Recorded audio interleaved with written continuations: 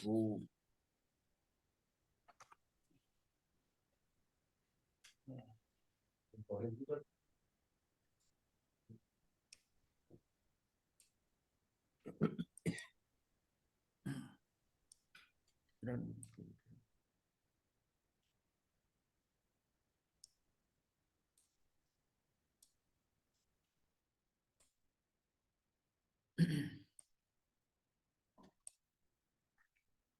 ये अपना विषय फिर वही जो चल रहा था, बुद्धिपूर्वक और अबुद्धिपूर्वक राग। इस प्रकार ना तो बंध अवस्था को प्राप्त कर्म बंधन के कारण है, न सत्ता में पड़े हुए कर्म बंधन के कारण है, और ना ही राग आदि के बिना उदय में आए हुए कर्म बंधन के कारण है। मतलब जो है कि जो कर्म पड़े हुए हैं, सत्ता में पड़े हुए हैं, वो बंधन के कारण नहीं है। बंध अवस्था को प्राप्त जितने कर्म बंधन के कारण है, ना वो सत्ता में पड़े हुए कर्म बंध के कारण है, ना राग आदि के बिना। अगर राग आदि नहीं है तो तब भी वो कर्म बंध के कारण नहीं है। बड़ा सिंपल है, तो समझ में आता है। इस प्रकार यह सिद्ध हुआ कि कर्म का बंध सत्ता, सत्व कह दो या सत्ता कह दो, सत्ता और उदय जीव को, उदय जीव को मतलब उदय कर्म के जीव को बंधन में नहीं डालते। मतलब उसके सत्ता और उदय, तीन चीज आ गई, बंध सत्ता और उदय, जीव को बंधन में नहीं डालते। आगामी कर्मों का बंध नहीं करते, अपितु आत्मा में उत्पन्न होने वाले राग आदि भाव ही कर्म बंध के मूल कारण है। मूल कारण वही है। अतः कर्मों के बंध और सत्ता और उदय के विचार से आकुलित होने की आवश्यकता नहीं है। यानी कि अर्थात यह है कि जो कर्म हमारे बंधे हुए हैं, जो हमारी सत्ता में पड़े हुए हैं और जिनका उदय आ रहा है, उसके बारे में कोई सोचने की जरूरत ही नहीं। मथेन बदनामी गुरुदेव मथेन। तो पंडित जयचंद जी छाबड़ा लिखते हैं कि द्रव्य आश्रयों के उदय और जीव राग द्वेष मोह भाव के निमित्त नैतिक भाव है। द्रव्य आश्रय जो है ना, अब द्रव्य आश्रय का मतलब जो कर्म, जो द्रव्य जो लगे हुए हैं आश्रय, वो कर्म का उदय आ रहा है, उदय आ रहा है, और जीव के राग द्वेष भाव का निमित्त नैतिक भाव है। मतलब द्रव्य कर्म और ये भाव कर्म, उस कर्म का उदय आया तो भाव द्रव्य के अनुसार निमित्त नैतिक संबंध से वो भाव आ जाएंगे, और जो भाव आएंगे वो नवीन कर्म बांध देंगे, नए द्रव्य कर्म आ जाएंगे। मतलब आश्रम और द्रव्य कर्म एक ही है, एक ही बात है। और भाव आश्रम भाव कर्म एक ही है। हाँ वो है, यानी कि द्रव्य आश्रम जो हुआ था वही बंध का कारण है ना। हाँ, तो अब द्रव्य आश्रमों शब्द कह दिया, द्रव्य आश्रमों, जो आश्रम आ चुके हैं, कर्मों को नहीं कहा, द्रव्य के ऊपर सारा जोर द्रव्य पे दे दिया कि द्रव्य आश्रमों के उदय और जीव के राग द्वेष में भाव के निमित्त नैतिक भाव है। जैसे जैसे कर्म उदय में आएंगे वो कैसे करेंगे, वो भावों को प्रभावित करेंगे। जो हमारी अंदर की स्थिति है निर्मलता की या जो भी है, उसके अकॉर्डिंग भाव होंगे। भाव तीव्र भी हो सकते हैं और कम भी हो सकते हैं, और धीरे धीरे अगर वितरागता की तरफ बढ़ा तो नहीं भी हो सकते हैं। द्रव्य कर्म मतलब बाहर जो कर्म उदय में आ रहे हैं उसके कारण कोई अंदर कोई प्रतिक्रिया ही नहीं हो रही है, कुछ नहीं हो रहा है, या आत्मा में चला गया तब भी कोई प्रतिक्रिया नहीं हो रही।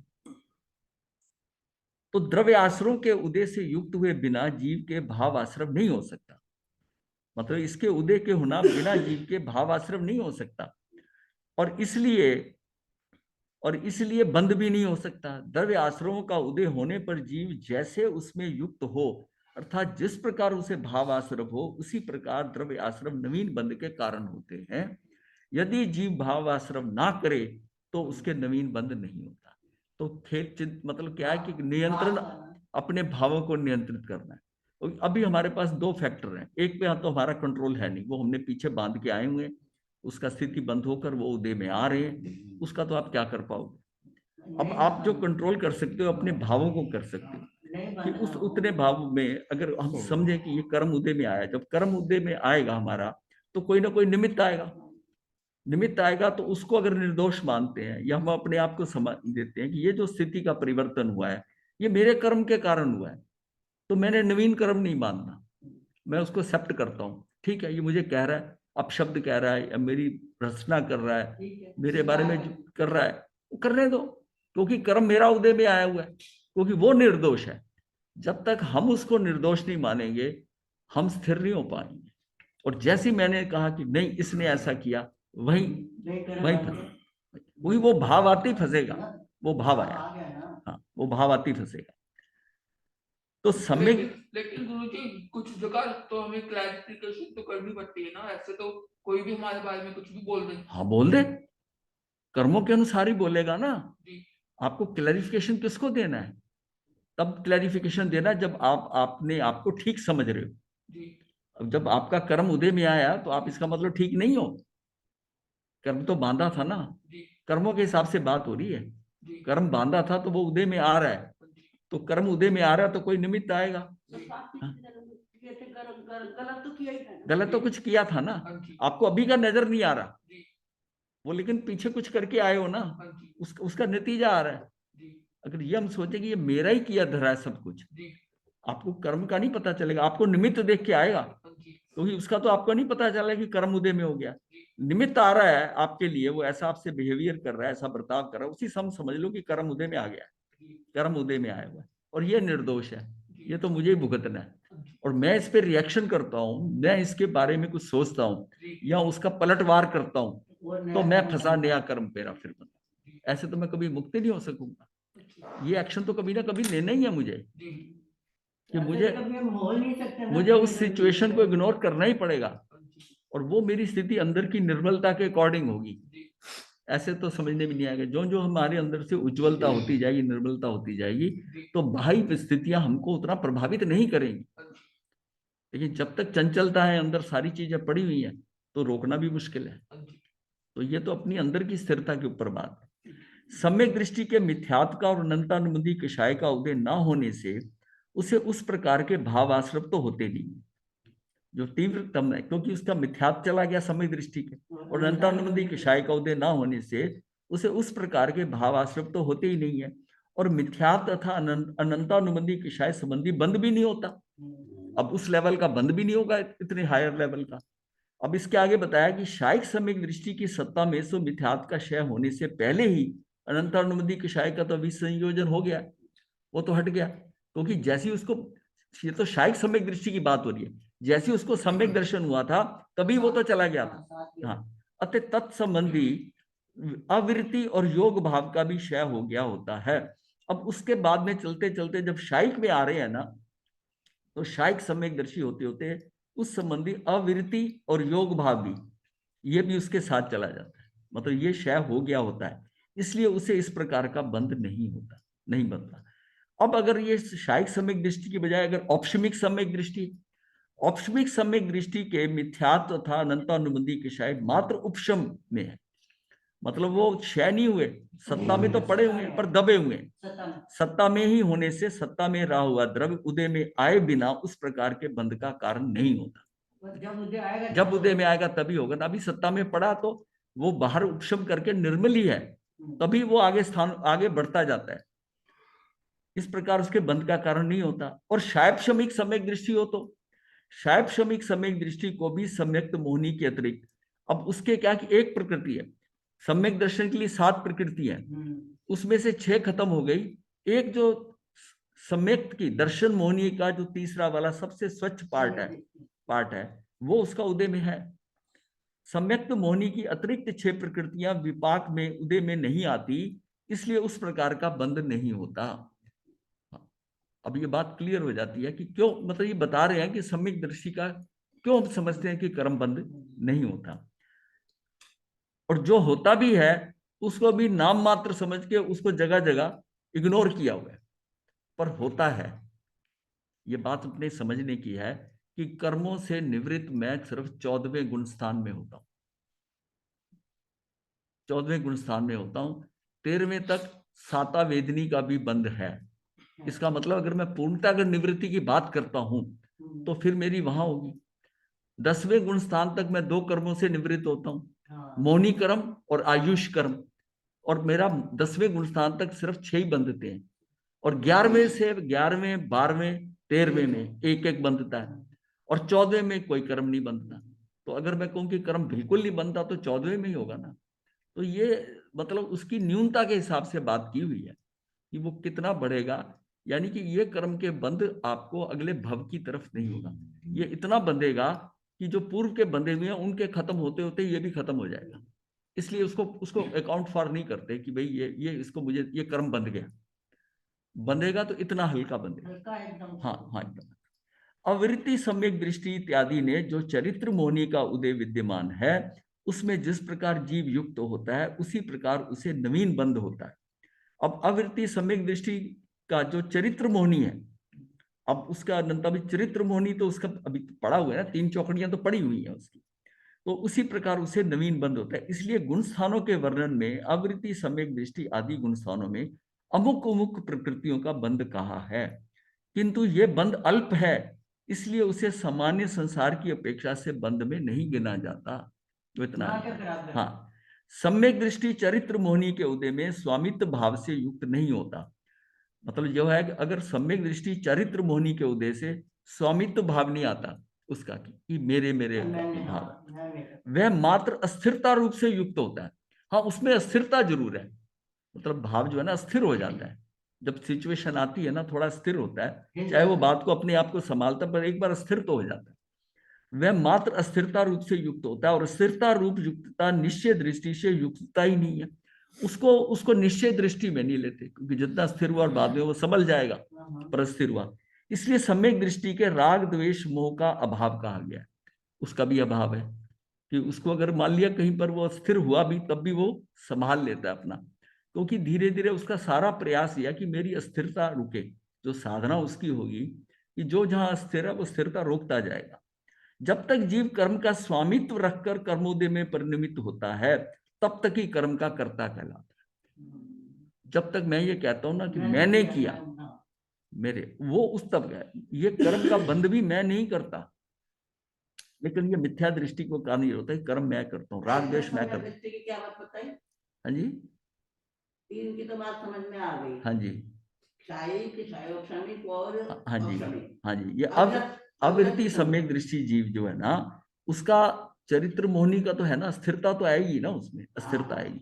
उसको भी बहुत अल्प लेके कर लिया कि बहुत कम है, बहुत अल्प होगा उसका। ये यहाँ थे ना हम, ये अवृत्ति सम्यक दृष्टि इत्यादि के जो चरित्र मोहनी का उदय विद्यमान है, उसमें जिस प्रकार जीव युक्त होता है उसी प्रकार उसे नवीन बंध होता है, अगर अवृत्ति का। इसलिए गुण स्थानों के वर्णन में अवृत्ति सम्यक दृष्टि आदि गुण स्थानों में अमुक प्रकृतियों का बंध कहा है, किंतु ये बंध अल्प है। हाँ, अल्प है, इसलिए उसे सामान्य संसार की अपेक्षा से बंध ही नहीं गिना जाता। देखिए, कर्म तो सम्यक दृष्टि के भी बंधते रहेंगे।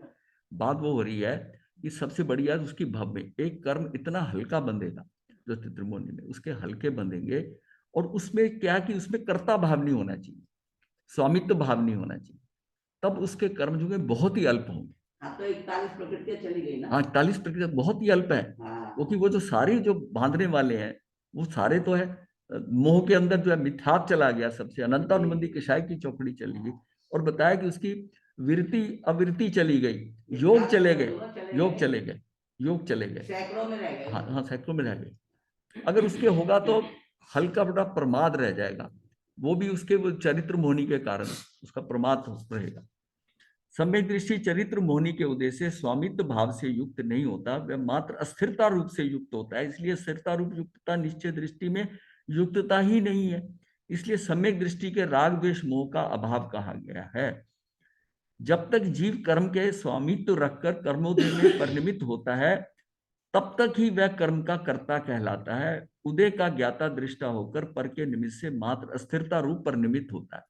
मतलब उदय का ज्ञाता दृष्टा होकर पर के निमित्त से, पर का निमित्त आता है जब कर्म का उदय आता है, उदय का ज्ञाता दृष्टा होकर, अब ज्ञाता दृष्टा अगर हो जाए उसमें, तो फिर होकर वो पर के निमित्त से मात्र अस्थिरता रूप परिणमित होता है, तब कर्ता नहीं किंतु ज्ञाता है, कर्ता नहीं ज्ञाता है। मतलब उस जीव की एक्चुअल में क्या है, ये सारा सब्जेक्ट क्या है, मतलब इस बात पे बताया जा रहा है कि सम्यक दर्शी का कर्म बंद नहीं होता, लेकिन ये तो व्यवहार की बात है, साथ ये तो व्यवहार की बात है, साथ साथ निश्चय में कि होता भी है।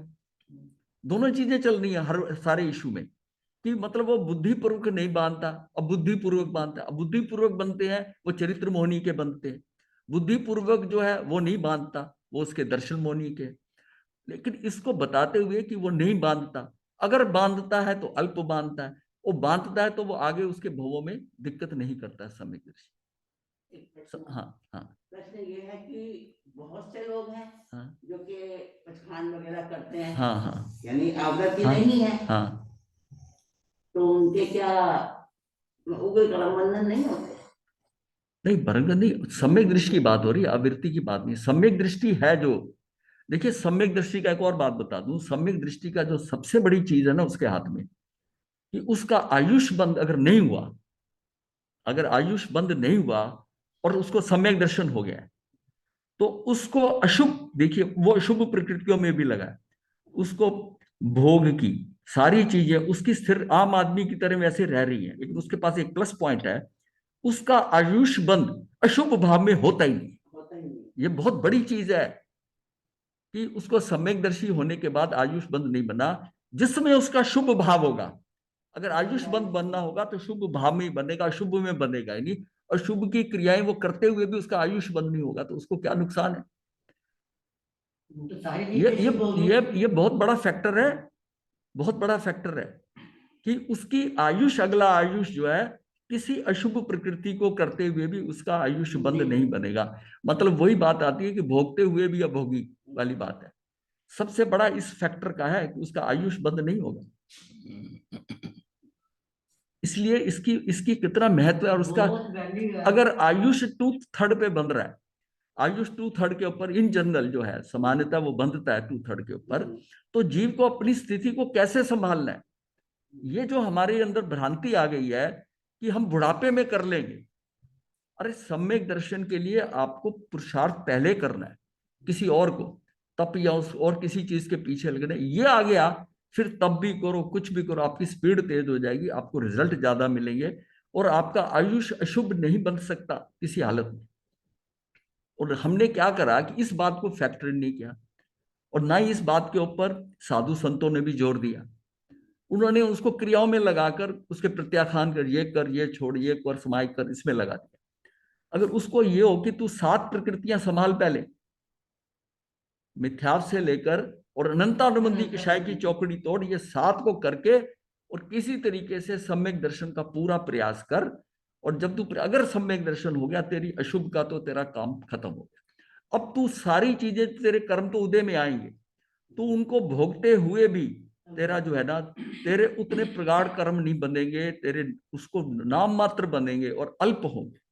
और इसलिए बार बार ये कहा जाता है कि सम्यक दर्शी का कर्म बंद नहीं होता, पर वास्तव में होता है। ये दोनों बातें कही जा रही, हो भी रहा है और नहीं के बराबर, बीच में अल्प भी कहा जा रहा है। तो ये सारे पॉइंट्स है वो, मतलब ये बेसिक समझने वाली बात है कि एकदम तो निवृत्त नहीं हुआ, पर जहां जहां चूक होगी उससे वो बहुत अल्प बनेगा, बहुत हल्का बनेगा, और इतना बनेगा कि जो पूर्व के बंधे हुए कर्मों के उदय के अंदर आने में उसी में मिलकर वो खत्म हो जाएगा कहीं ना कहीं। 2 भव 3 भव उसके अंदर जो उसके सम्यक दर्शन के बाद जैसा भी पड़ा है उसमें उसका इतने अल्प होंगे उसकी स्थिति। जब तक जीव का कर्म का स्वामित्व रखकर कर्मोदय में परिणमित होता है, तब तक वह कर्म का कर्ता कहलाता है। उदय का ज्ञाता दृष्टा होकर पर के निमित्त से मात्र अस्थिरता रूप परिणमित होता है, तब कर्ता नहीं किंतु ज्ञाता ही है। उस समय भी जब स्थिरता आती है तब कर्ता नहीं है पर ज्ञाता है।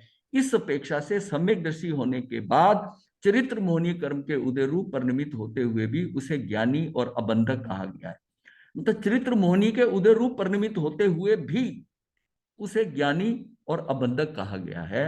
जब तक मिथ्यात्व का उदय है और उसमें युक्त होकर जीव राग द्वेष मोह भाव से परिणमित होता है, तब तक ही उसे अज्ञानी और बंधक कहा है। अगर हाँ, एक बार जो है मिथ्यात्व निकल गया, सम्यक दर्शन हो गया, तो अब उसको ज्ञानी और अबंधक ही कहेंगे।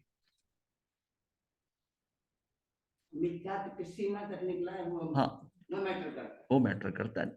नहीं, सीमा के मतलब अगर उसको सम्यक दर्शन हो गया है, ज्ञानी है तो सम्यक दर्शन हो गया, तो तब उसको ये प्रॉब्लम नहीं आएगी। अब ये डिपेंड करता है कि कौन सा सम्यक दर्शन, वो बात की बात है। आज तो हमें सम्यक दर्शन तो है ना उसे, वो आकर चला जाएगा। देखिए उपशम हमने देखा था, उपशम सम्यक दर्शन में तो वो गिरेगा ही गिरेगा। ये मानो कि अंतर्भूत में है, चाहे 3 से होके गिरे चाहे 2 से होके गिरे, दूसरे गुणस्थान से होके गिरे। जब उसको शायब शमिक हो गया तो इसका मतलब जो सम्यक दर्शन मोहनीय वो उदय में आ गया। वो निर्मल है, वो सिर्फ क्या करता है कि शाई को रोक रहा है बस। तो अब उसकी स्थिति बिल्कुल डिफरेंट हो जाएगी, और इसका पीरियड भी काफी लंबा है, 66 सागरोपम का है, तो इसलिए इसमें दिक्कत वाली बात भी नहीं है। तो हमें तो सिर्फ क्या है कि उसी भाव में ना वो चीज, वो स्थिति आ जाए, फिर वो क्रमशः करता है ना। चरित्र बड़ी जल्दी एकदम नहीं कंट्रोल होता, चरित्र के ऊपर प्रभाव क्रमशः ही होगा। तो जब क्रमशः हो रहा है तो उसके जैसे पहले बनते बनते फिर और कम बनेंगे और कम बनेंगे, जैसे जो आगे बढ़ता जाएगा वो अल्प अल्प अल्प होते जाएंगे, क्योंकि कर्म तो उदय में आएंगे, जो पुराने बंधे हुए हैं उनका स्थिति बंद खत्म होते होते वो आएंगे। इस प्रकार ज्ञानी अज्ञानी, बंध अबंध का यह भेद जानना और शुद्ध स्वरूप में लीन रहने का अभ्यास द्वारा केवल ज्ञान प्रकट होने से जब जीव साक्षात संपूर्ण ज्ञानी होता है तब वह सर्वथा निराश्रव हो जाता है। ये पहले कहा जा चुका है। मतलब एक तो ये समझा ना, एक ज्ञानी है, एक संपूर्ण ज्ञानी। संपूर्ण ज्ञानी जो केवल ज्ञानी है, केवल ज्ञानी है। अब उन्होंने ये कहा कि ज्ञानी और अज्ञानी, बंध और अबंध, इसका जो भेद जानना, ये शुद्ध स्वरूप में लीन रहने के अभ्यास द्वारा केवल ज्ञान प्रकट होने से जीव साक्षात संपूर्ण ज्ञानी होता है, तब वह सर्वथा निराश्रव हो जाता है। ये पहले कहा जा चुका है। इस प्रकार ये बात एकदम स्पष्ट हो जाती है कि बंध का मूल कारण क्या है और ज्ञानी के अबंधक कहने की अपेक्षा क्या है। ये प्रश्न जो है ना, ये दोनों में इसका है। यहां इस बात पर विशेष वजन है कि जिस प्रकार उपभोग हो तदनुसार पुरुष स्त्री के प्रति जितना राग करता है उतने प्रमाण में वह स्त्री उसे वश में करती है। ये दोनों का देखिए, दोनों बातों को लेके चले हैं। जितना उसमें राग है जो है, उसी हिसाब से स्त्री के प्रति जितना राग करता है उतने प्रमाण में स्त्री उसे वश में करती है। ये प्रवचन सार जो है भाग, ये एक्चुअली ये जो है ना, ये उसका है अनुशीलन का है। ये अनुशीलन, प्रवचन सार अनुशीलन में ना भाग 5 के पृष्ठ 301 में है। यहाँ ये ज्ञानी की बात है। ज्ञानी को जो 8 कर्म सत्ता में पड़े हैं वो बाल स्त्री की भांति अनुपभोग्य है, मतलब अनुपभोग्य है, उसको उपभोग में नहीं आ सकते। परंतु वही कर्म विपाक अवस्था में उपभोग, ये उपभोग शब्द होगा, उपभोग होते हैं और भोगने के योग्य हो जाते हैं। वह द्रव्य प्रत्यय जिस प्रकार उपभोग्य हो तदनुसार, अर्थात जितनी मात्रा में उपयोग उनमें जुड़े, उस प्रमाण कर्मोदय के कार्यभूत जितना राग आदि भाव हो उस प्रमाण में बंद हो जाता है। मतलब उस जितना द्रव्य प्रति, उसके द्रव्य के कारण जो कर्म जो उदय में आ रहे हैं उसमें जितना मुझे मेरा उपयोग लग रहा है, जितना मैं उसमें जुड़ रहा हूं, उतना कर्मोदय के कार्यभूत उतना मेरे अंदर राग आदि भाव आ जाता है। जितना मैं जुड़ रहा हूं उसमें भाव आता है और उतनी आसक्ति। इस एग्जाम्पल को समझाया कि जब स्त्री पुरुष का, जब उन्हें पति पत्नी का बताया कि उसको जितना पति को उसके प्रति राग है उतना उस स्त्री के वश में है, मतलब इस तरह बताया, इस ढंग से बताया। राग आदि भाव उसे प्रमाण में बंद करते हैं। कर्म के उदय में वर्तमान जितना उपयोग जुड़े उतना बंद होता है। जितना कर्म के बंद में उतना उपयोग जुड़ रहा है ना, जितना उतना ही हमें कर्मोदय के कार्यभूत जीव के भावों के, अर्थात जीव की पर्याय में होने वाले रागादि परिणामों को यदि जीव करे तो द्रव्य प्रत्यय बंध के कारण बने। मतलब ये बात समझने की है कि जब मैं ना कभी निमित्त दिमाग में उसी टाइम आए कि वो आया, मान लिया अभी पूरी तरह चरित्र में नहीं आया, लेकिन ये भाव जरूर आ जाए कि निमित्त निर्दोष होता है तो ये तो मेरे कर्म के कारण है। अगर ये भाव भी आता है तो ये भी कर्म बंध को बहुत अल्प कर देगा, क्योंकि सचेत है। अभी उतना वीतरागता वाली बात तो नहीं आई है, लेकिन ये बात तो वो समझ रहा है ना। तो इस बात को अगर हम अंदर पुष्ट कर लें कि ये जो बाहर की जितनी व्यवस्थाएं बदल रही हैं, जो मुझे आकर्षित कर रही है या मेरी अटेंशन जा रही है, मेरा उपयोग जा रहा है, वो सारा जो अटेंशन जो बाहर बदल रही है और तेरा ध्यान उधर जा रहा है, तो ये तेरे कर्म के कारण ही है। ये बाहर जितना म्यूजिक बज रहा है, जितना म्यूजिक बज रहा है ना, ये कोई ऐसा कर रहा है, कोई कह रहा है, कोई इस दृष्टि से देख रहा है किसी का, वो सारा कुछ जो हो रहा है वो तेरे कारण है, तो सारे निमित्त है। अब ये भाव अगर हम पुष्ट कर लें तो परिस्थितियां तो आती हैं, आएंगी। तो उसमें अपने आप को क्या कि जैसे कहते हैं ना ऑटो सजेशन काम करती है, उसमें ये भाव आए ये सब मेरा ही करा था, और उस समय चाहे विचलित भी थोड़ा होगा, स्थिर भी हुआ है, तब भी भाव ये आ रहा है कि ये सारा मेरा ही करा धरा है, कोई मेरे में कुछ कर नहीं सकता, अत्यंता अभाव है, ये द्रव्य मेरा कर नहीं सकते, कर नहीं सकते, लेकिन जो मुझे दिखाई दे रहा है इसके कारण अगर मैं चलित होता हूं तो मैं फंसता हूं। वो जो कर रहे हैं वो मेरे में कुछ नहीं कर सकते, और जो कुछ होना है वो मेरा अपने द्वारा अपने में ही होना है। अब उससे मैं चलित होकर मैं वो प्रतिक्रिया करता हूं तो फंसता मैं ही हूं। और ये बात समझ में आ जाए कि ये कुछ जो हो रहा है ये मुझे गलत कह रहा है, या मेरा ध्यान नहीं रख रहा है, या मुझे अपशब्द कह रहा है, या मेरा नुकसान कर रहा है, ऐसा है, तो उस बात को उसको वो नहीं कर रहा है, ये बात आए ना, ये सब मेरे कर्म का ही खेल है, ये निमित्त मात्र है। ये बात बहुत अंदर डालनी पड़ेगी, और उस समय फिर आगा कि आपकी दृष्टि जाएगी, लेकिन फिर ऑटो सजेशन से आप कहोगे ये सब मेरा ही करा धरा है, ये तो निर्दोष है। ये करते करते अभ्यास जब हमें हो जाएगा तो उससे फिर क्या होगा कि, और फिर करते करते वो बात भी नहीं आएगी। जब उस सीमा तक हम पहुंच जाएंगे कि ठीक है जो कर रहा है अपने को क्या लेना, फिर ध्यान, अब है ध्यान तो जाएगा, ध्यान तो जाएगा, अब ध्यान जाएगा तो होगा, क्योंकि अभी तक 3 चौकड़ियां पड़ी हैं। वो अस्थिरता है, वो स्थिरता है, वही स्थिरता है, वही स्थिरता है, वो अस्थिरता है, वो स्थिरता है, हाँ वो स्थिरता है।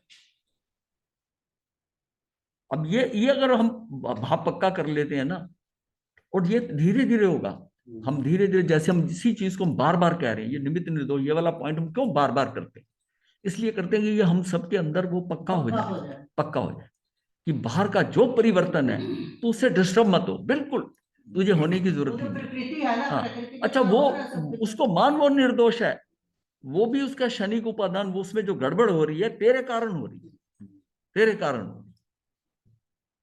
और तू जो गड़बड़ कर रहा है वो तू किसी के कर्म के कारण तेरे से हो रही है, तेरा कर्म भी तो उदय में आ रहे हैं, दूसरे का कर्म तेरी सारी निमित्ताधीन दृष्टि है, हम एक दूसरे के निमित्त बन रहे हैं, कोई मेरे से दुखी हो रहा है, मैं किसी से दुखी हो रहा हूं।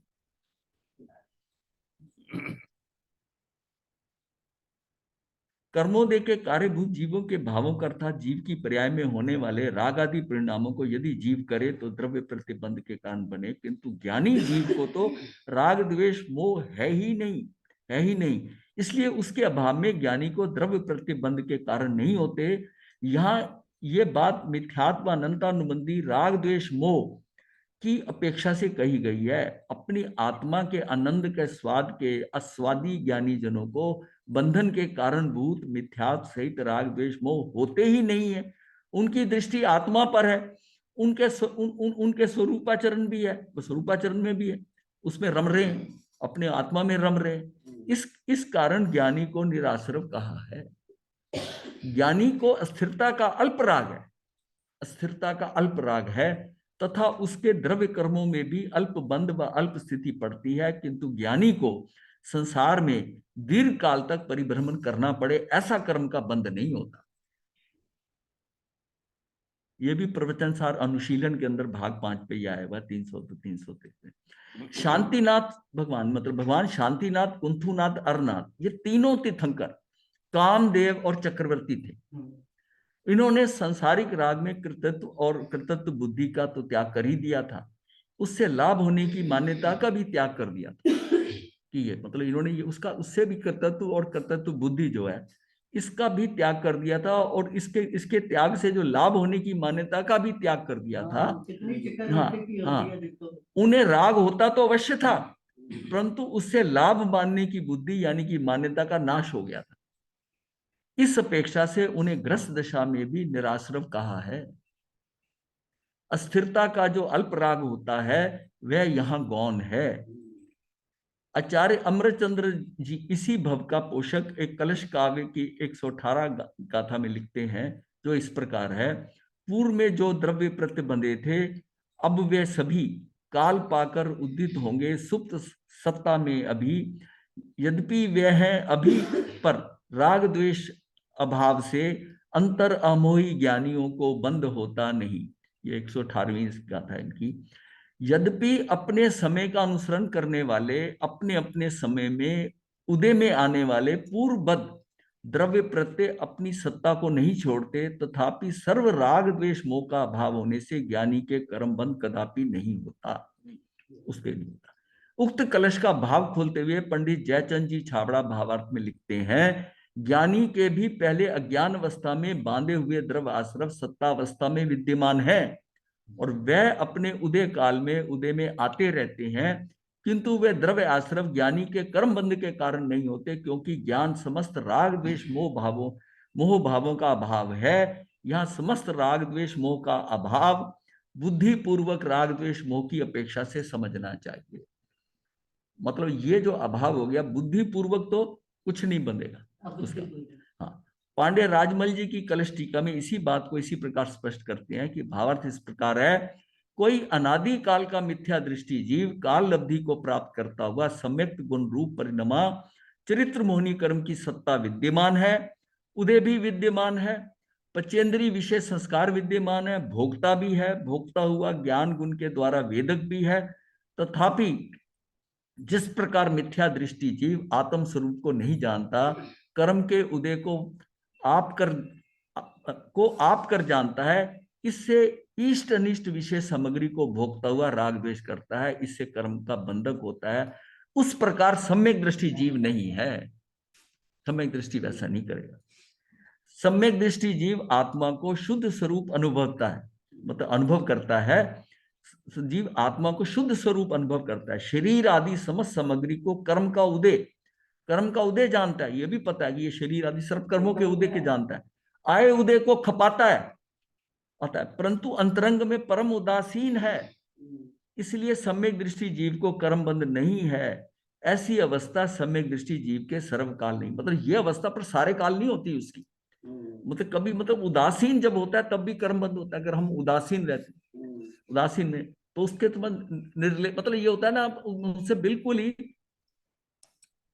ऐसी अवस्था सम्यक दृष्टि के सर्वकाल नहीं है। जब तक सकल कर्मों का क्षय करके निर्वाण पदवी को प्राप्त करता है तब ऐसी अवस्था है। ज्ञानी जीव ने पहले अज्ञान अवस्था में जिन कर्मों का बंध किया था, अब वे ही उदय में आकर अनेक प्रकार से फल देते हैं। उनमें कोई कर्म सत्ता रूप यानी कि शुभ और कोई कर्म साता रूप यानी कि अशुभ होते हैं। ज्ञानी सम्यक दृष्टि जीव इन दोनों ही प्रकार के कर्मों से राग द्वेष नहीं करते, हर्ष विषाद नहीं करते, समता भाव धारण करते हैं। मतलब उसमें बहुत खुशी का कोई आ गया, कोई ऐसा दुख का आ गया, कोई ऐसा हाँ, उसमें ना वो खुशी में उछल रहा है ना ज्यादा, ना दुखी हो रहा है ज्यादा। ऐसी परिस्थिति में भी वो ज्ञानी जीव अपनी भूमिका के योग क्रिया तो करते हैं पर फल की वांछा नहीं करते। ये भी एक दूसरा पॉइंट है कि आपको कुछ क्रिया कर रहे हैं और उसका फल आप एक्सपेक्ट नहीं करते। ये भी बहुत बड़ा कारण है कि उसको कम कर। यही कारण है कि वे जीवन मुक्त कहलाते हैं, मतलब वो फल की इच्छा नहीं करते। अब जैसा केवली है यानी वो भी क्रिया तो करते हैं ना, चलते हैं फिरते हैं। अब स्थानकवासी तो कहते हैं भोजन भी करते हैं, तो वो उसके हिसाब से जो है, और दिगंबर कहते हैं नहीं करते हैं, भोजन नहीं करते हैं केवल। तो ये सारा जो है ना, इसकी उससे क्या है कि स्थिरता तो आती है ना।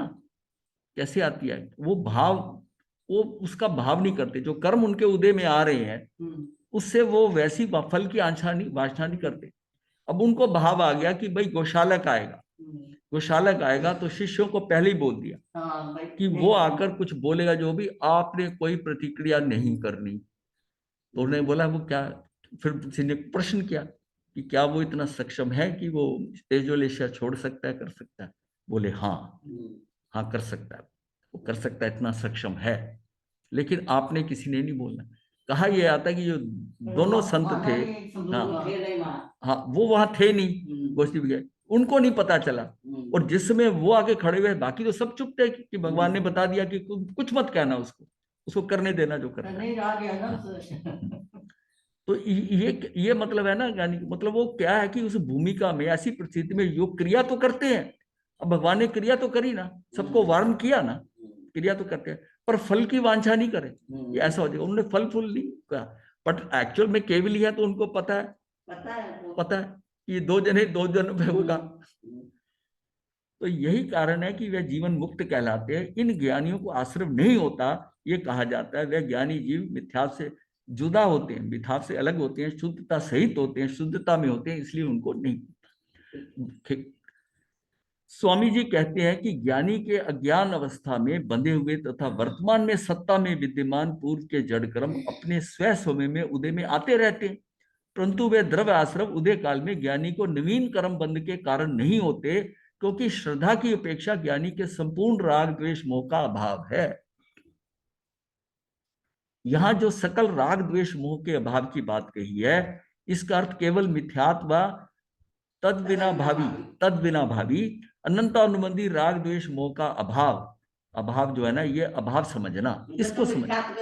हाँ, मिथ्यात्व के साथ, क्योंकि संसार का मूल मिथ्यात्व अनंतानुबंधी कषाई है। जिस उपेक्षा से जो बात कही जाती है उसे यथार्थ समझना चाहिए कि इससे मतलब संसार का जो मूल मिथ्यात्व और अनंतानुबंधी कषाय है, मेरा मतलब इस अनंतानुबंधी कषाय और मिथ्यात्व अगर हटा दिया, ये मूल है संसार का कषाय का। इसके अलावा जो कुछ थोड़ा बहुत हो रहा है, आपका अल्प आ रहा है अस्थिरता के कारण, वो बहुत अल्प है। और उसमें भी क्या है कि जो जो हमारी स्थिति आगे बढ़ती है ना, वो और अल्प होता जाता है, और अल्प होता जाता है। जिस अपेक्षा से जो बात कही जाती है उसे यथार्थ समझना चाहिए। यहाँ जो ये कहा है कि संस्कृति को राग द्वेष मोह है ही नहीं, इसका तात्पर्य यही लेना कि यहाँ स्थिरता जनित अल्प राग को गिना नहीं है, गौण कर दिया है। वस्तुतः देखा जाए तो संस्कृति को स्थिरता जनित शुभ अशुभ भाव होते हैं, तद जनित बंध भी होता है। अब दोनों बातें चल रही है साथ साथ, वही मैं कह रहा था, इसको समझना यही है कि नहीं होता अल्प राग है, और साथ में ये भी बताया जा रहा बंद होता है। परंतु विशेषता ये है कि जब तक उसके अशुभ भाव रहता है तब तक उसे भविष्य की आयु का बंध नहीं पड़ता। ये बात क्लियर होगी ना? जब तक उसके अशुभ भाव रहता है तब तक उसे भविष्य की आयु का बंध नहीं पड़ता, और जब वह शुभ भाव में आता है तभी उसके भविष्य की आयु बनती है। ये सम्यक दृष्टि को सबसे बड़ा पॉइंट है, सबसे बड़ा पॉइंट है कि उसका कहीं पर भी आयुष, उसका मतलब आयुष शुभ ही बंधनी है। और वो इसका मतलब अब इस पॉइंट को ये हो रहा है कि वो अशुभता में भी जा रहा है, अशुभता में अल्प चाहे जा रहा है, अशुभ जा रहा है, लेकिन उस समय जो उसके कर्म बंद हो रहे हैं, पर आयुष बंद नहीं होगा, आयुष बंद नहीं होगा उसका। पहले बंद गई तो बात अलग है। हाँ, पहले बंद गया तो बात अलग है, फिर तो उसकी स्थिति कुछ बदल सकती है, गति तो उसकी वही रहेगी। गुरुदेव, हाँ जी गुरुदेव शायद अब उसको सम्यकता हो गया, सम्यकता हो गया, पर उसके बाद दो गतियां तो उसकी खत्म हो गई ना जी, दो गतियों में रह जाएगा सिर्फ वो। हाँ, सम्यकदर्शी जीव हो गया तो उसके सिर्फ जितने दंडक 24 हैं, 24 दंडकों में सिर्फ 2 ही रह गए, या तो मनुष्य बनेगा या देव बनेगा। लेकिन अगर उसने आयुष पहले बांध लिया है, उसने गति पहले त्रेंच की बांध ली या नर्क की बांध ली, तो फिर ना नर्क में जाएगा, क्योंकि वो गति बदलती नहीं है, गति नहीं बदलती। उनका देखिए 7वीं नरक का बंध जो होता है, ये तो हो गया पहली नरक का, शरणिक राजा का, पर नरक की गति नरक की रही। आयुष का भी चेंज हो गया, वो 33 सागरोपम से सिर्फ 84,000 वर्ष पे आ गए, 84,000 वर्ष पे आ गए। इतना तो हो गया सब, पर गति नहीं बदली, गति नहीं बदली। तभी तो उन्होंने भगवान से कहा था कि 7,000 को वंदन कर दिया, मैं बाकी 7,000 को भी कर देता हूं, मेरा काम ही बन जाएगा। वो कहते अब कुछ नहीं होगा। 7,000 को वंदन करने से सारी परिवर्तन हो गया। तब उन्हें गौतम स्वामी के पूछने पर उन्हें बताया कि हाँ, इसका गति चेंज नहीं होनी। इसलिए ये जो धर्म का है ना, जो मतलब प्रेजेंट में सबको यही समझना है कि हमारा आयुष कब बंद होता है और हमें कितना निश्चित होना है। आयुष बंद होने के बाद तो एक किस्म से वो वहां अटक गया किसी तरीके से, उसको वहां तो एक भव में जाना ही पड़ेगा, चाहे उसके बाद में सम्यक दर्शन हो जाए, उसको वहां तो जाना ही पड़ेगा। तो ये सिर्फ है कि इसमें, और सम्यक दर्शन का सबसे बड़ा बेनिफिट क्या है, इसका प्रयास तो डे 1 से होना चाहिए। जैसे 8 साल 9 साल का बच्चा, उसको उसकी टाइम दिमाग में डाल दिया जाए, उसको सम्यक दर्शन हो सकता है और उसको बड़ी आसानी से जल्दी हो जाएगा। अभी उसके दिमाग में उतना कचरा नहीं है, दुनियादारी का उतना नहीं है। इस बात पे हमारे यहाँ मतलब जोर नहीं दिया गया। क्यों नहीं दिया गया मुझे समझ नहीं आता। या तो ये काल ऐसा है कि लोगों का इतना कल्याण नहीं होना, तो वो भाव भी वैसी हो जाती है। मतलब यह है कि उसको तो शुरू से इसको समझ के, उसको ये छोड़, वो हल्के हल्के ठीक है समायिक में लगाते हो, लेकिन जोर सारा होना चाहिए कि तूने ये काम करना है, अब ऐसे लोग भी हैं जिन्होंने इतना तप कर करके अपने शरीर को इतना क्षीण कर दिया है, इतना है उन्होंने तप करके कि अब उनके अंदर वो शक्ति ही नहीं रही करने की। अब वो तप ही करते जा रहे हैं, और जब तक कि उनको सम्यक दर्शन नहीं हुआ, उनका कोई कारण नहीं बन गया, उनको एक अच्छा बहुत बढ़िया संसार मिलेगा अभी। ये बात बिल्कुल मतलब सबके गले में उतार देनी चाहिए। उस आयु में जो प्रवचन सुनता है, पहला ही प्रवचन ये हो कि ये करना चाहिए। इस बात को छोड़ना नहीं है। कषायों में अनंतानुबंधी चौकड़ी हो रही है, इसके ऊपर पूरा हर कार्य के अंदर इतना जोर डाल दे कि उसको उस छोटी उम्र में डालेंगे तो फिर करते करते 30-40 साल में उम्र में वहां पहुंच ही जाएगा। पर मैंने छोटी उम्र वालों को बड़ी जल्दी सम्यक दर्शन होते देखा। जिन लोगों ने अभ्यास, लोग करते नहीं है, जाते नहीं है ना, उस उम्र के अंदर बहुत ज्यादा, जितना रीढ़ की हड्डी जितनी सीधी है, जिसमें बिल्कुल बेंड नहीं आया स्टेट, और ये समझो कि 20-22 साल तक बिल्कुल शरीर में ऊर्जा भी बहुत होती है, 25 साल तक, यानी कि उसको जब तक वो मतलब है गृहस्थ आश्रम में प्रवेश नहीं किया है, उस समय तक वो बहुत जल्दी से कर सकता है, अगर उसके दिमाग में उस टाइम आ जाए। वो उसकी उसकी वो गाइडेंस जो है ना, वो 8 साल से पहले से ही शुरू हो जानी चाहिए। जब वो कई बार स्थानक छोटे बच्चे आने शुरू होते हैं, उसको ये शब्द पता होना चाहिए कि सम्यक दर्शन एक चीज होती है, उसको पहले करना। हमारे यहाँ पे क्या है, गर्भ से शुरू हो जाती है। गर्भ से तो माता करेगी ना, और माता तो उस टाइम गर्भ में या तो वो तो टीवी घूमना चाहती है, उधर जाती है, पिक्चर देखना चाहती है। हाँ, वो तो सारा काम यही करना चाहती है, एसी चलता रहना चाहिए, टीवी होना चाहिए, बेड रेस्ट होना चाहिए, वो तो ये कर रही है। चौथे गुण स्थान में धर्मी को आर्त व रौद्र ध्यान दोनों ध्यान होते हैं। बहुत शुभ भाव भी आते हैं और बहुत अशुभ भाव भी होते हैं। स्त्री सेवन का अशुभ राग भी आता है, परंतु उस काल में उसे भविष्य की आयु का बंध नहीं होता। सम्यक दर्शन का ऐसा कोई गजब का प्रभाव जोर है, अहो सम्यक दर्शन व सम्यक ज्ञान का कोई अचिंत्य अलौकिक महिमा है ये, कि उसका आयुष बंध जो है वो शुभ भाव में होगा, हालांकि शुभ करता रहेगा वो। अब यहाँ और भी विशेष स्पष्टीकरण करते हैं कि ज्ञानी को जो सर्व राग द्वेष मोह का अभाव कहा है, वह बुद्धि पूर्वक या रुचि पूर्वक राग द्वेष मोह की अपेक्षा समझना चाहिए। इस प्रकार समय सार गाथा जो है 173 से 176 तक की गाथाओं में तथा उनके बाद समागत 118वें कलश में यही कहा गया है कि द्रव्य कर्मों की सत्ता में विद्यमान रहने पर भी ज्ञानी को भूमिका अनुसार राग द्वेष मोह के अभाव में तत्संबंधी बंध नहीं होता।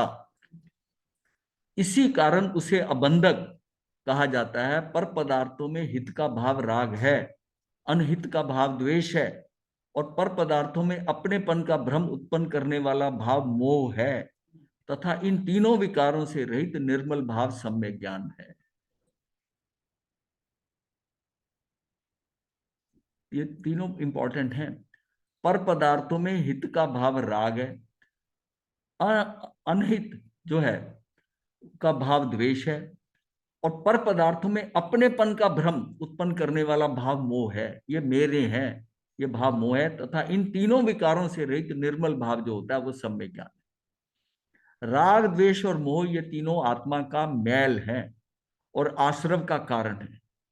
आत्मा का मैल है ये और आश्रव का कारण है। ये भाव कर्मों को बढ़ाने वाले हैं और धर्म को भुलाने वाले हैं। ये क्या होगा, ये भाव कर्मों को बढ़ाने वाले हैं, भावों के अंदर उठापटक होती है इनके कारण ज्यादा, और धर्म को भुलाने वाले हैं। और उसमें आदमी जो है ना वो अपना भानी भूल जाता है, तो धर्म तो भूलेगा, धर्म को भूलने वाले हैं। जहां मोह राग द्वेष नहीं है वही सम्यक्त्व है। यही कारण है कि सम्यक दृष्टि को निराश्रव कहा गया है। यहाँ आचार्य कहते हैं कि चतुर्थ गुण स्थान में समकिति को राग द्वेष मोह अर्थात दुख नहीं है। वास्तव में तो यहाँ मिथ्यात्व का नाश हुआ है, इस कारण तत्संबंधी राग द्वेष मोह नहीं है ऐसा कहा है। इससे कोई ऐसा ना समझ ले कि सर्वथा राग द्वेष या दुख नहीं रहा, अपितु मिथ्यात्व के अभाव से अनंत दुख व अनंत संसार का अभाव हुआ है। अनंत दुख अनंत संसार का अभाव हुआ है, अल्प संसार व अल्प दुख रहा है। मतलब ये दोनों बातें साथ साथ चल रही हैं। सच्चे सर्ववृत्ति संयमी संतों को छठे सातवें गुण स्थान में जहां आत्मज्ञान सहित प्रचुर स्व संवेदन है, वहां भी किंचित राग शुद्धता व दुख है, किंतु यह तो बुद्धिपूर्वक होने वाले आश्रव की अपेक्षा कथन है। ढाई द्वीप के बाहर स्वयंभू रमन समुद्र में असंख्य त्रयंच समकिति पंचम गुण स्थानवर्ती हैं। अविरति सम्यक दृष्टि त्रयंच भी असंख्य हैं। वे सब ज्ञानी हैं। इस कारण उन सबको यहाँ जिस अपेक्षा से राग द्वेष मोह का व बंध का अभाव कहा जाता है, उस अपेक्षा से स्पष्ट समझना चाहिए। ठीक है। ज्ञानी के राग द्वेष मोह नहीं है, इस कारण उसके बंध नहीं है। इस कथन से कोई ऐसा नहीं समझ ले कि ज्ञानी करोड़ों पूर्व तक बड़े भारी राजपाट तथा हजारों स्त्रियों के साथ भोग विलास में रहता है, तथापि उसे बंध नहीं है। उसके अल्प स्थिरता का जितना राग है उतना बंध भी है, उतना बंध भी है। सम्यक दृष्टि के भोग निर्जरा के हेतु हैं, ऐसा मानना भी ठीक नहीं है, क्योंकि उसे सर्वथा बंध का अभाव नहीं है।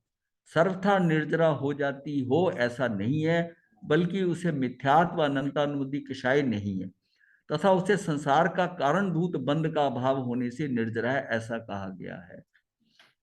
दृष्टिपूर्वक स्वभाव की रुचि में राग का अभिप्राय छूट जाता है। इस कारण दृष्टि की महिमा दिखाने के लिए ज्ञानी को भोग निर्जरा का कारण ऐसा आगम में कहा है। उसी आगम में यह भी कहा है कि पंच महाव्रत के शुभ परिणाम बंध के कारण है। अब वहां ये भी कह देते हैं 5 महाव्रतों में जब तक वो पालना कर रहा है तो उसका कर्म जो पुण्य बंध रहा है ना, शुभ परिणाम बंध के कारण है। और एक और महाव्रत के परिणाम को बंध का कारण है, और दूसरी ओर भोग के भाव को निर्जरा का कारण कहा है। कितना उल्टा। हाँ, निर्जरा का कारण क्या, इसकी अपेक्षा को नहीं जानेगा तो शास्त्रों का मर्म कभी समझ में नहीं आ सकता। ये शास्त्रों का ना ये समझ नहीं आएगा फिर, अगर इसको नहीं समझेगा कि कहाँ उधर ये कह रहा है कि उसको जो है भोग निर्जरा का कारण हो रहा है, क्योंकि वो उसको एक्सपेक्टेशन के बिना भोगते हुए भी अभोगी है। ये एक्चुअल स्थिति वो बात है, वो वाली बात है। तो समय सार की गाथा 177 178 है, ये 2 गाथाएं हैं। तो इसमें राग आदि आश्रव भाव जो सदृष्टियों के वे नहीं, इसलिए आश्रव भाव बिन प्रत्यय ना हेतु बंध के अष्टविध कर्मों के कारण 4 प्रत्यय ही कहे हैं। राग आदि उनके हेतु, उनके बिना बंधन नहीं। इन गाथाओं का भाव आचार्य अमृतचंद्र आत्मख्याति में इस प्रकार स्पष्ट करते हैं कि सम्यक दृष्टि के राग द्वेष मोह नहीं है, क्योंकि सम्यक दृष्टित्व की अन्यथा अनुपत्ति है, मतलब अन्यथा अनुपत्ति है। तात्पर्य यह है कि राग द्वेष मोह के अभाव के बिना सम्यक दर्शन की उत्पत्ति ही संभव नहीं है। इसके अभाव में जो है ना, इसका अभाव के बिना अगर ये नहीं गया तो सम्यक दर्शन कैसे हो जाएगा, नहीं होगा। राग द्वेष मोह के अभाव में सम्यक दृष्टियों को द्रव्य प्रत्यय पुद्गल द्रव्य के कर्म के बंधन का हेतु नहीं बनते, क्योंकि द्रव्य प्रत्ययों के पुद्गल कर्म का हेतु अभाव में हेतुमान का अभाव प्रसिद्ध है, मतलब उनका अभाव है उसके अंदर, तो उससे नहीं होगी। तात्पर्य यह है कि कारण के कारण, ये 2 बार आ गया, कारण के अभाव में कार्य का अभाव होता है, अतः ज्ञानी के बंध नहीं है।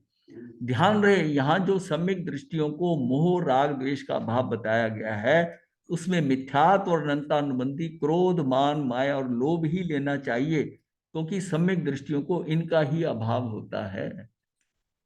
पंडित जयचंद जी छाबड़ा के अनुसार राग द्वेष मोह के अभाव के बिना सम्यक दृष्टि नहीं हो सकता, ऐसा अविनाभावी नियम बताया है। सो यहाँ मिथ्यात्व संबंधी राग आदि का ही अभाव समझना चाहिए। यहाँ मिथ्यात्व संबंधी राग आदि को राग आदि माना गया है। जो मिथ्यात्व संबंधी राग आदि हो रहा है ना, उसको राग आदि माना गया। सम्यक दृष्टि होने के बाद जो कुछ चरित्र मोह संबंधी राग रह जाता है, उसे यहाँ नहीं लिया है, वह गौण है। इस प्रकार सम्यक दृष्टि के भाव आश्रम का था राग द्वेष मोह का अभाव है, जबकि उसको छोड़ ही दिया। चरित्र के कारण जो हो रहा है, सम्यक दृष्टि होने वाले उसको गौण कर दिया।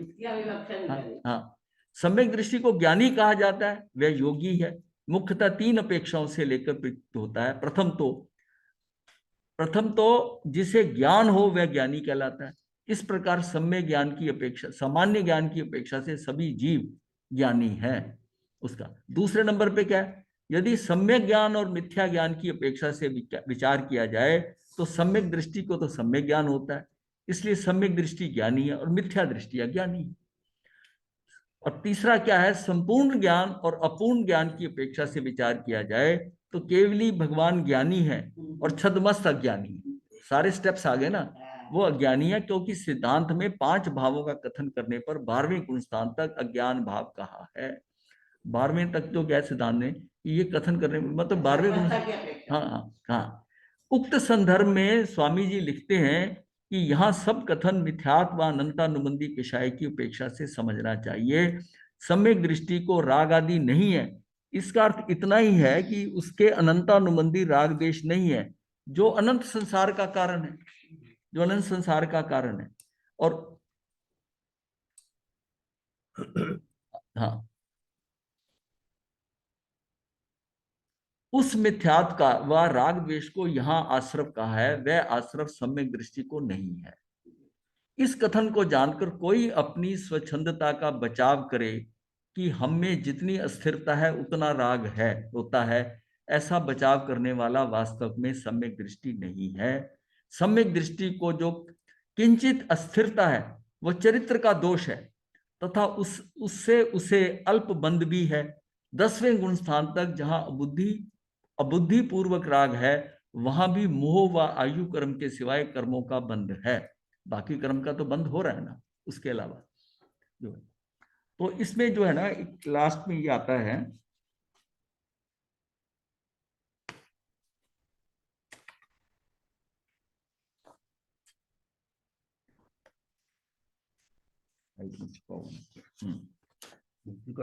कोई बात नहीं। समकृति को जो जहां तक शुभ राग है वहां तक ये दोष है, समकृति को जाए, परंतु ये मिथ्यात्व अनंता और मंदी राग द्वेष जैसा महादोष नहीं है। अब इस दोष को जो है मिथ्यात्व और अनंतानुबंधी का जो राग द्वेष है, इस दोष को महादोष कहते हैं। ये महादोष है। ये प्रवचन रत्नाकर में इसमें भाग 5 में आया है। 41 कर्म प्रकृतियों की विच्छिति अनुसार बंध का भाव। वो जो पॉइंट है कि सम्यक दर्शी को 41 प्रकृतियों का बंध नहीं होता है 120 में से, जिसमें 25 उसके दूसरे गुण स्थान के है और पहले गुण स्थान पे 16 है। ये 41 प्रकृतियों का उसकी व्युच्छिति हो जाती है। व्युच्छिति मतलब इस स्थान से निकलने के बाद वो खत्म हो गया, और वापस अगर आप वापस आ गया तो वो आ जाएंगे, फिर दोबारा आ जाएंगे। तो इससे छुटकारा हो जाता है। और ये 41 प्रकृतियां जो है ना उसको स्पीड दे देती है। अब स्पीड देने से क्या होता है कि उसका आगे जो स्थिति बनती है 7वें गुण स्थान तक आते आते वो जो है ना 62 हो जाती है। 62 की व्युच्छिति हो जाती है, मोर देन 50% चला गया। और 8वें के ऊपर 36 और निकल गए, 36 और निकल गए। तो देखिए स्थिति कहां पहुंच गई, अब रह क्या गया। जीव जो है उसी समय जो है ना 120 के अंदर से उसकी जो थी ये आ गया 62 आ गई, और 62 के अंदर 36 और जुड़ गई, 98। तो अब रह कितनी गई उसकी, सिर्फ 22 प्रकृतियां रह गई। और 22 प्रकृतियों के अंदर उसके बंद, उसमें भी 14वें में 0 है, 14वें में 0 है। तो ये मतलब है कि कितना कंट्रोल हो जाता है जीव का। सिर्फ एक क्या है कि सम्यक दर्शन हो गया और उसने सर्ववृत्ति ले ली। सम्यक दर्शन हो गया, सर्ववृत्ति ले ली, तो मार्ग पे आएगा ही। अब 8वें से 7वें के ऊपर है नहीं इस टाइम गुण स्थान, तो 7वें पे आके रुकेगा और 6ठे 7वें में झूलता रहेगा। अब उसकी स्थिति यही है, हैं? नहीं, 7वें इसके बाद नहीं है ना, 8वां नहीं है ना। 7वें से 6ठे पे आएगा, 6ठे से 7वें पे जाएगा। 7वां तो सर्ववृत्ति का है, सर्ववृत्ति का लेना, वो 7वां है ना। जब दीक्षा होती तो 7वां, फिर 6ठे पे आता है। अब धीरे धीरे 6ठे में समय कम होता जाए और 7वें में बढ़ता जाए। बस ये उसकी साधना है, इतनी साधना, और आगे कुछ साधना नहीं है कि 7वें में ज्यादा से ज्यादा टिके, और 6ठे के अंदर जो है अगर जाना पड़ता है जाए, फट से लौट के आ जाए। वही वो कब आएगा, उसको विचार में आएगा ना ये गलत है, ऐसा है, वो अपने आप को ऑटो सजेशन से वापस लेके आएगा 7वें के अंदर, तो अपने आप को करेक्ट करेगा। तो ये 7वां 6ठा चलता रहेगा उसका, बस यहाँ तक, यही तक। आगे तो सिर्फ 4 पेज है। स्टॉप करते प्रश्न का कुछ है तो कर लो, इसका प्रश्न का बाद में मंगल पाल जिन्होंने जाना जाए। नमो अरिहंतानं, नमो सिद्धानं, नमो आयर्यानं, नमो वज्रायानं, नमो लोये सब साहुनं, एष पंच नमोकार सब पापनाशन मंगलानं सर्वे सिंह परमं हरिमंगलम चतारि मंगलम अरिहंता मंगलम सिद्धा मंगलम साहू मंगलम केवली पनतो धम्मो मंगलम चतारि लोकोत्तमा अरिहंता लोकोत्तमा सिद्धा लोकोत्तमा केवली पनतो धम्मो लोकोत्तमा चतारि शरणं पवज्जामि अरिहंते शरणं पवज्जामि सिद्धं पवज्जामि साहू शरणं पवज्जामि धम्मं शरणं पवज्जामि अरिहंत जी का शरण सिद्ध जी का शरण साधुओं का शरण केवली प्रभु धर्म का शरण चार शरण सुख करने मंगल करने सदा हे बटे बंदा बटे बंदा